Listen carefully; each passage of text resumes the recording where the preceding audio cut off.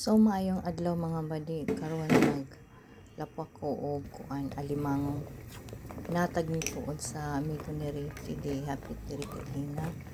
So daghang salamat kaayo kap sa apres ko nga alimango. So karon mao ni akong gilapuan. Dugay-dugay na pud ko ini wa kakaon ba, murag how many years na.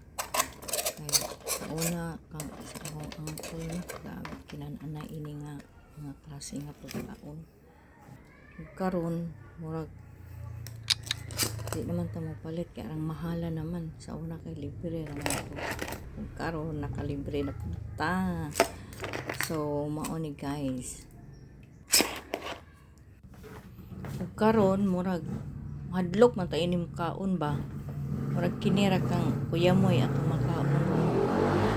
Murag for your eyes only ra kani ba, or for content nge bitaw sa wano na kuha ni mo kaon ambot kag ang bana ini og ganahan baka